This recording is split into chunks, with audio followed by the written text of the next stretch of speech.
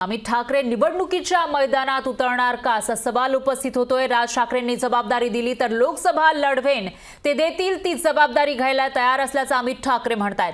पुणे लोकसभेच्या जागेवरील प्रश्नावर अमित ठाकरेंनी हे उत्तर दिलं आहे। त्यामुळे आता अमित ठाकरे हे निवडणुकीच्या रिंगणात उतरणार का अशा चर्चा सुरू झाल्या आहेत। राज ठाकरेंनी जबाबदारी दिली तर लोकसभा लढवेन असं अमित ठाकरे म्हणतायत। त्यामुळे राज ठाकरे आता अमित ठाकरेंवर जबाबदारी देणार का, आणि जर तसं झालं तर अमित ठाकरे हे निवडणुकीच्या रिंगणामध्ये उतरण्याची शक्यता आहे। लोकसभेसाठी राजसाहेबांनी शब्द दिला, तुम्ही पुण्यातून लढणार म्हणून। पेपर मी नाही छापतो, तुम्हीच छापता। इच्छा आहे तुम्ही पुण्यात, माझी इच्छा नाही, माझी निवडणूक लढायची इच्छा नाहीये।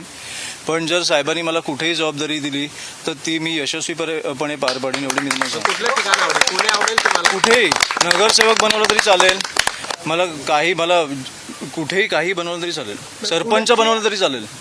जी जबाबदारी देतील तिकडे मी जाऊन काम करणार। तर यावर पुण्यातील मनसे नेते वसंत मोरे यांच्यासोबत बातचीत केली आहे आपल्या प्रतिनिधींनी। बघूयात। लोकसभा निवडणुकीचे पडघम आता वाजू लागलेले आहेत। इच्छुकांची नावं आणि तयारी सुद्धा आता समोर आलेली आहे।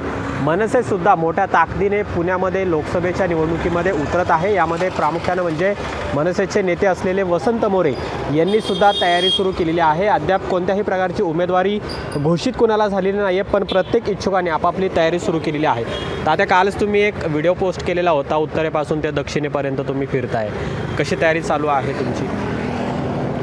महाराष्ट्र नवनिर्माण सेनेच्या वतीनं जी तयारी चालू आहे पुणे शहर, पुणे लोकसभेसाठी, ती अतिशय चांगल्या पद्धतीने चालू आहे। मग पुण्यासाठी वसंत मोरे नेमकं काय करणार जर अशी परिस्थिती आली की तुम्ही महायुतीसोबत गेला तर? नाही, असं काही नाही आहे। चर्चा ज्या आहेत त्या फक्त प्रसारमाध्यमांमध्ये आहेत, प्रत्यक्षामध्ये अशी कुठली चर्चा संघटनेमध्ये झालेली नाही। ठीक आहे, बोलणी चालणी या गोष्टी भेटीगाठी या होतच असतात। म्हणून मला वाटतं की आता शेवटी सर्वस्वी आदेश हे मान्य राजसाहेबांचे असतात। राजसाहेब जे आदेश देतील तो सगळेजण पाळतील।